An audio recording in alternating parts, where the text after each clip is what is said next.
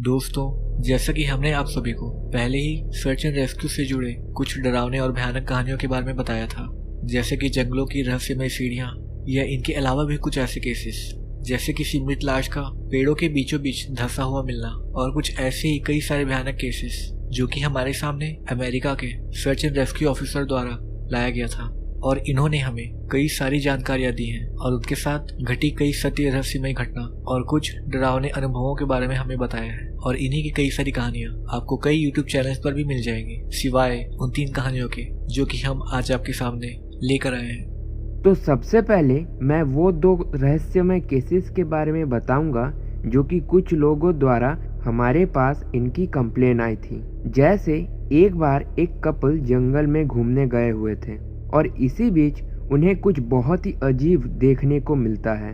दरअसल वह कपल देखते हैं कि उनसे करीब 1 मील दूर एक आदमी एक पहाड़ की सीधी चोटी पर चढ़ाई कर रहा था। तो उस आदमी की मूवमेंट देखकर उन्हें थोड़ा अजीब लगा, तो वो लोग दूरबीन से उस आदमी की ओर देखने लगते हैं। तो उस आदमी को देखकर वह कपल्स बहुत ज़्यादा दहशत में आ जाते हैं।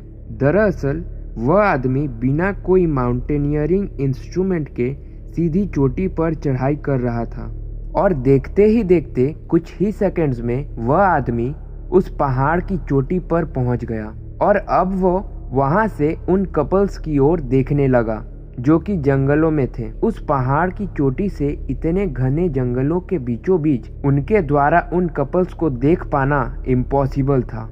और कुछ देर उनको देखने के बाद वह आदमी उस चोटी से कूद गया और जब उस कपल ने वहां जाकर देखा तो वहां कोई भी नहीं मिला।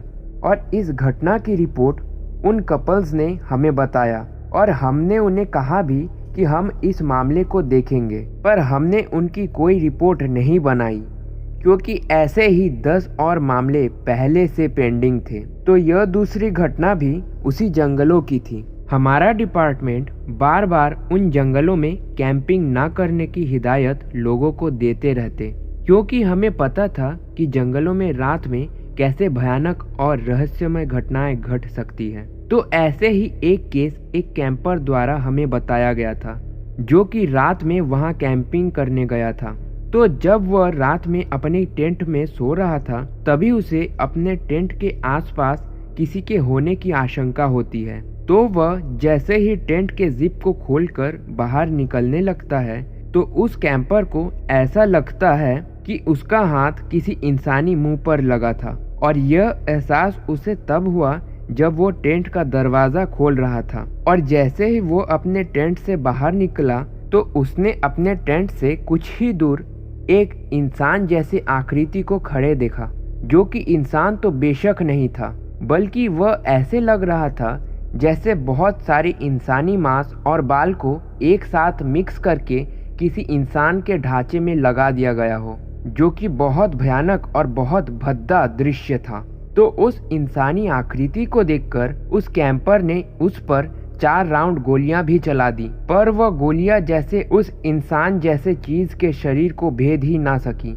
और इसके तुरंत बाद उस चीज ने एक अजीब सी आवाज निकाली जो कि उस टेंट के जिप की थी। और उस आवाज को निकालने के बाद वह चीज वापस घने जंगलों के बीचों बीच कहीं गायब हो गई। यह तो थी कुछ भयानक और रहस्यमय घटनाएं जो कि लोगों द्वारा हमें बताया गया था। और अब जो घटना मैं आपको बताने जा रहा हूँ वह मेरे और मेरे कलीग के साथ घटी थी, जो कि मेरा बहुत अच्छा दोस्त भी था। तो जब बसंत का महीना था और हमारे पास एक 4 साल की लड़की की जंगल में खो जाने की रिपोर्ट आती है, जो कि अपनी फैमिली के साथ कैंपिंग करने गई थी और जंगलों में हमेशा की तरह रहस्यमय ढंग से खो जाती है। और उसके खोए हुए 2 घंटे बीत चुके थे और उस लड़की के पेरेंट्स ने हमारे पास आकर वही सब कहा जो कि बाकी पेरेंट्स भी कहा करते थे जब उनके बच्चे खो जाते थे। जैसे हमने उसे अपने आंखों से दूर ही नहीं किया, फिर भी वह गायब हो गया। तो हमने भी उन्हें पूरा आश्वासन दिया कि हम उसे खोज निकालेंगे। तो उसे खोजने के लिए मैं और मेरे एक अच्छा दोस्त और कलीग के साथ निकल गया। तो उस लड़की को ढूंढते ढूंढते 2 घंटे बीत चुके थे। जंगलों से होते हुए हम बात करते हुए जा ही रहे थे कि तभी हम अचानक रुक गए, क्योंकि हमें लगा कि हम 10-10, 20-20 फीट गिर रहे हैं। और तभी हमें अपनी जिंदगी की सबसे तेज आवाज सुनाई दी।